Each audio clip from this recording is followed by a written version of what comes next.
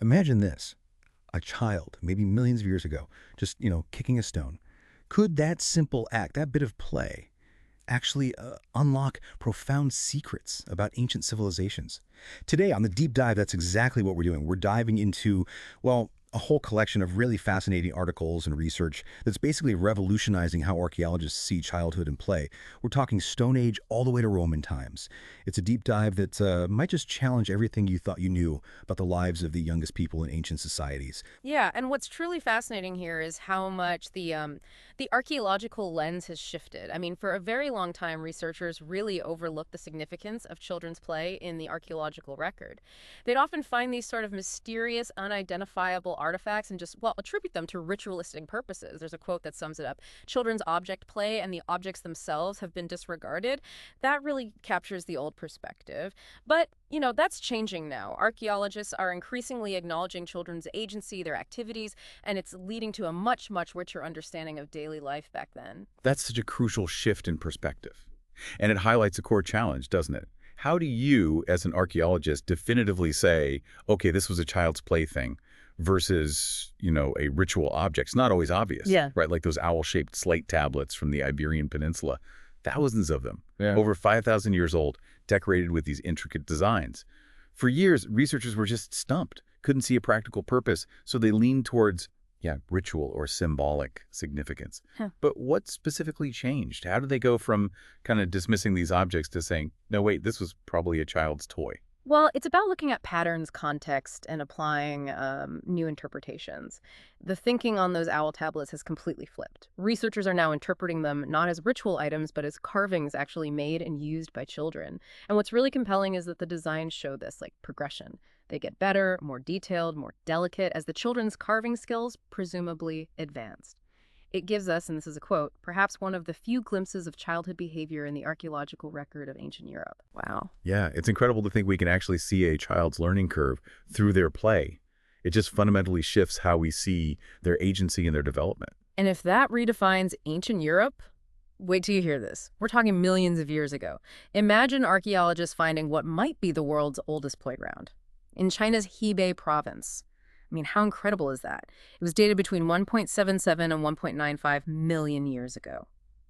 In this tiny area, less than 6 square meters, scientists found over 700 stone artifacts and nearly 20,000 fragmented pieces. It all suggests, well, early forms of play.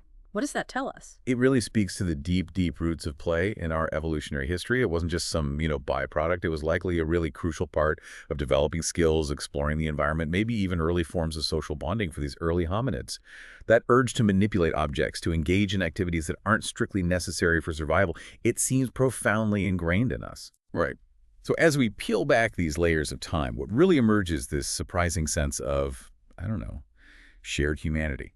You might be really astonished by how many ancient playthings feel remarkably familiar. It's like they bridge millennia and cultures, Right. like finding a universal toy box almost. Exactly. And when we look inside this ancient toy box, a couple of things stand out. First, the incredible ingenuity of early play. And second, the surprising universality of certain kinds of playthings. Take the rondelles from Ice Age France. We're talking 11,000 to 18,000 years ago. These were these circular, flat slabs of stone or ivory carved with detailed animals. And here's the clever bit.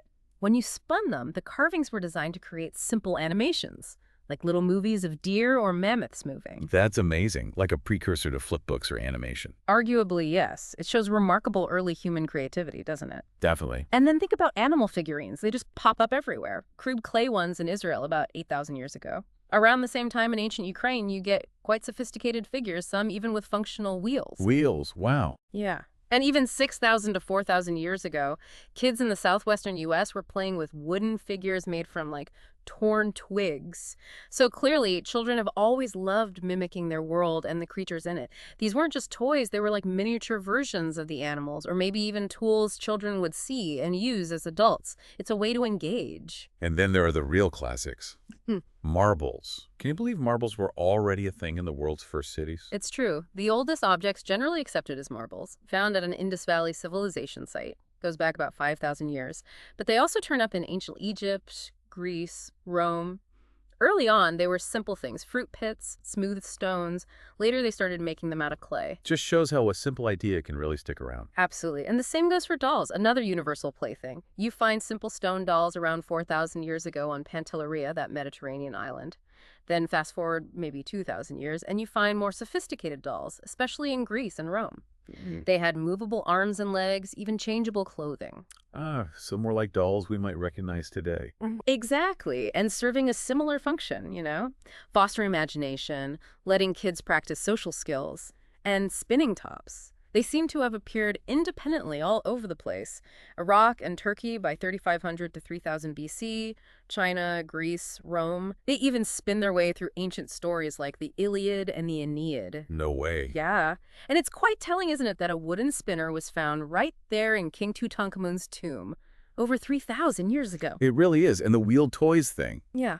It's undeniable how timeless that is, like that Roman toy horse with wheels, found in a child's grave in Serbia dating to the 2nd century CE. I mean, that basic concept, a horse on wheels, you can still find that in toy stores today. It's remarkable how some play ideas just endure. It really is. It speaks to these fundamental human instincts, doesn't it? Movement, mimicry. So, okay, play has clearly been a constant, but this brings us to another really critical aspect. These ancient toys, they weren't always just about fun and games, were they? A lot of them seem to have been functional tools, too, for education, socialization, basically preparing kids for their future adult roles. That's absolutely right. In ancient Egypt, for instance, toys were seen as, and this is a direct quote, essential tools for education, creativity, and socialization. They really mirrored the roles and responsibilities kids would eventually take on. Think about something like a movable grinder doll. It imitated milling grain. So it taught children about one of the most vital processes in Egypt's whole agrarian society. Right. Learning by doing, essentially. Exactly. Or miniature boats. They could have introduced kids to how important the Nile was for transport, for trade, and wooden animal figures, cattle, sheep, horses. They encouraged children to learn about looking after livestock, which was, a cornerstone of Egypt's economy. These practical toys provided real hands-on education, especially since formal schooling was pretty rare outside the elite classes back then. And you see that functional aspect so clearly in the Harappan civilization too, right? In the Indian Bronze Age. Oh, definitely. They found an abundance of toys there, mostly terracotta. Cattle with heads that moved, monkeys designed to slide down strings. Yeah, that sounds fun. Doesn't it? And toy carts. These are actually among the earliest representations of wheeled vehicles we have, around the same time as the Ur chariot, maybe 3,200 BC. And bird whistles, too. The point is, these weren't just for amusement. They were clearly, quote, teaching children to socialize their role as adults. It's almost like a prehistoric Votech through play. A prehistoric Votech. I like that. And we also see how society's expectations influence the kinds of toys kids played with, often along gender lines, which might sound familiar. Girls commonly had dolls, miniature domestic tools, little cooking sets, weaving looms, preparing them for household tasks.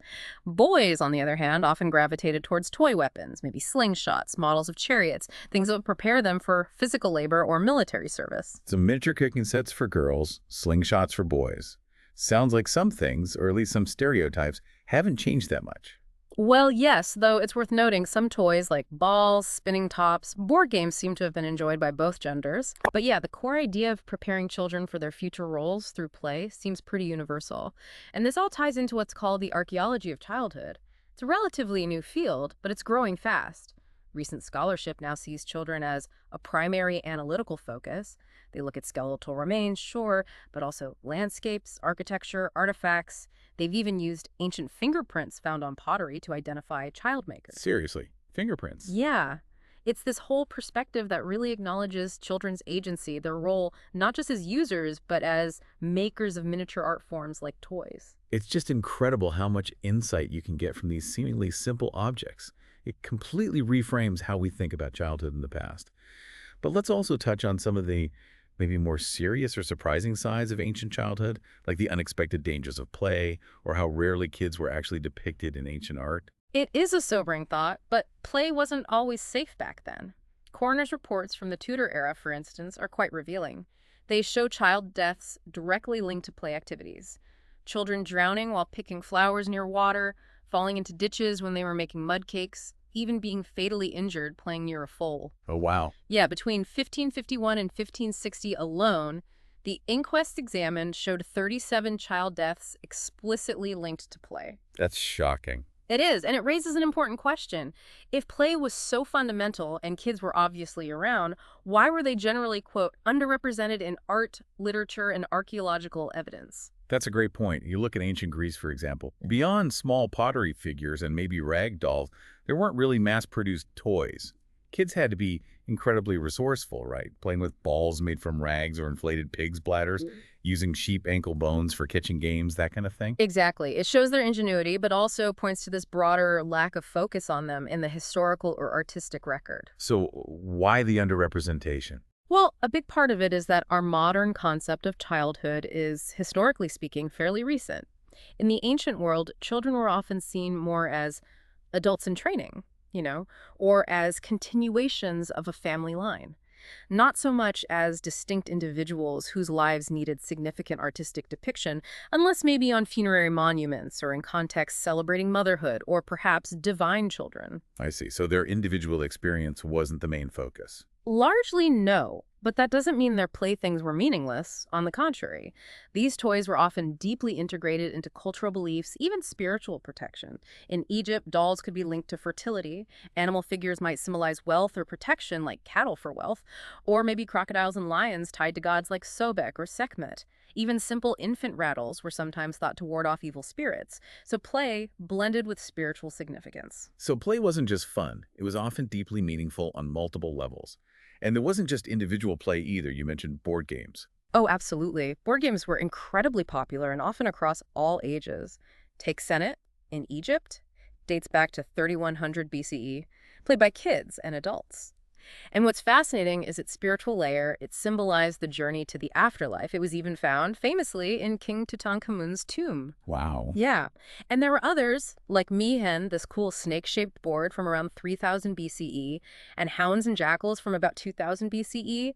These games weren't just passing time. They held real cultural meaning, and they were a shared experience across generations.